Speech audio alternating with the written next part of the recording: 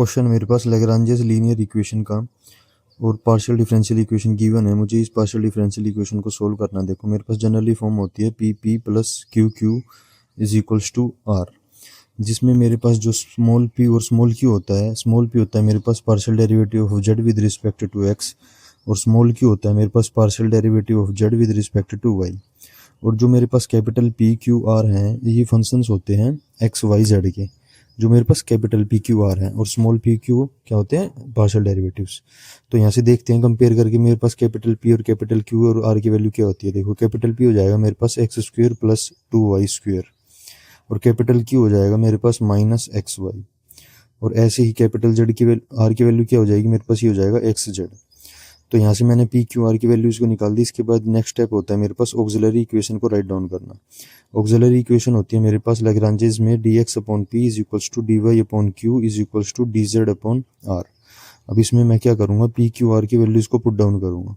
तो यहाँ पे पुट करो डी एक्स अपॉन पी क्या है मेरे पास X square plus 2y square. ऐसे ही क्यू की वैल्यू को पुट करो तो डी वाई अपॉन क्यू क्या है मेरे पास माइनस एक्स वाई, और यहाँ पे रखेंगे आर की वैल्यू को तो d z upon x Z. अब यहाँ से हम क्या करते हैं, तीन फ्रैक्शंस में से दो के पेयर को सोल्व करते हैं।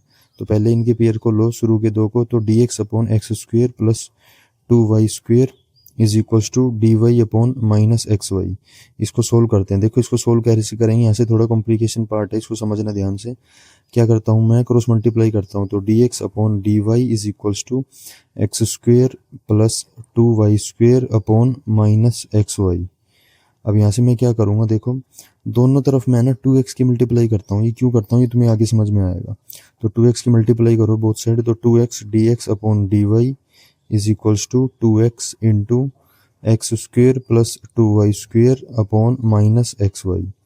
अब x से x मेरा कैंसिल हो जाएगा, और इसको थोड़ा सिंप्लीफाई करके लिखते हैं तो क्या बन जाएगा, देखो 2x dx upon dy is equals to 2x square upon y plus 4y square upon y, और मेरे पास जो नेगेटिव का साइन है नीचे वो इस कंप्लीट के बाहर आ जाएगा। तो यहाँ से देखो इसको थोड़ा और सिंप्लीफाई करते हैं, ये बन जाएगा मेरे पास 2x dx upon dy is equals to plus में 2x square upon y is equals to minus 4y। अब यहाँ से देखो ये क्या हो गया, यहाँ से हम क्या करेंगे, पुट करेंगे z is equals to x square. अब ये पुट क्यों कर रहा हूँ मैं, देखो d z upon d y क्या हो जाएगा मेरे पास, जेड का derivative with respect to y हो जाएगा 2x dx upon d Y. तो यहाँ पे जो मेरे पास ये टर्म है ये क्या बन जाएगी, ये हो जाएगा d z upon d Y plus 2 upon y, और एक्स स्क्वेयर को मैंने पुट ही कर दिया है z, तो ये हो जाएगा z is equals to minus 4y मेरा एज इट इज रहेगा। अब ये मैंने z को एक्स स्क्वेयर पुट इसलिए किया है क्योंकि मेरे पास डिफरेंशियल इक्वेशन चैप्टर में होती है लीनियर डिफरेंशियल इक्वेशन। अभी लीनियर टाइप की डिफरेंशियल इक्वेशन क्या होती है, इसमें होता है मेरे पास, देखो जनरली फॉर्म होती है इसकी d y upon d x plus p y is equals to q, जिसमें p और q मेरे फंक्शंस होते हैं x के। या फिर ऐसे हो सकती है ये d x upon d Y plus p x is equals to q, इसमें p और q फंक्शंस हो जाते हैं y के। तो मेरे पास जो ऊपर डिफरेंशियल इक्वेशन आई है वो कुछ इस डिफरेंशियल इक्वेशन से मैच कर रही है, पर यहाँ पर डिपेंडेंट वेरिएबल z हो जाएगा मेरे पास। तो d z upon d Y plus में 2 upon Y into z is equals to minus 4y। अब लीनियर टाइप के डिफरेंशियल इक्वेशन को सोल्व कैसे करते हैं, देखो सबसे पहले p और q को राइट डाउन करो। p है मेरे पास 2 अपॉन वाई, q है मेरे पास माइनस 4y। इसका पहला स्टेप होता है इंटीग्रेटिंग फैक्टर को फाइंड आउट करना। तो इंटीग्रेटिंग फैक्टर को निकालते हैं हम, ये होता है E raise to power integration of p into D Y है, तो E raise to power integration of 2 upon Y into D Y. अब देखो 2 अपॉन वाई का इंटीग्रेशन करेंगे तो क्या हो जाएगा मेरे पास, इंटीग्रेटिंग फैक्टर हो जाएगा E raise to power 2 log of Y. अब यहाँ की log को प्रॉपर्टी को यूज करके 2 को y की पावर में लिखो तो E raise to power log Y square हो जाएगा। अब e की पावर में log है तो मुझे पता है ये कैंसिल हो जाता है, तो इंटीग्रेटिंग फैक्टर हो जाएगा मेरे पास वाई स्क्वेयर। इसके बाद नेक्स्ट स्टेप होता है सोल्यूशन लिखना। तो सोल्यूशन हो जाएगा मेरे पास, देखो डिपेंडेंट वेरिएबल z है, तो z into integrating factor is equals to integration of q integrating factor into D Y plus में c। अब यहाँ पे वैल्यूज को पुट करो तो z into Y square is equals to integration of q क्या है मेरे पास minus 4y into Y square into D Y plus में c। अब इस इंटीग्रेशन को सोल्व कर दो तो ये हो जाएगा z into Y square is equals to minus 4y cube का इंटीग्रेशन क्या हो जाएगा, y की पावर 4 अपॉन 4 प्लस में c, 4 से 4 कैंसिल कर दो तो ये बन जाएगा z वाई स्क्वेयर प्लस में y की पावर 4 इज इक्वल्स टू सी। अब देखो जेड को मैंने क्या माना था, जेड को मैंने स्टार्टिंग में माना था ना एक्स स्क्वायर, तो जेड को एक्स स्क्वायर की वैल्यू वापस राइट डाउन करते हैं यहाँ पे।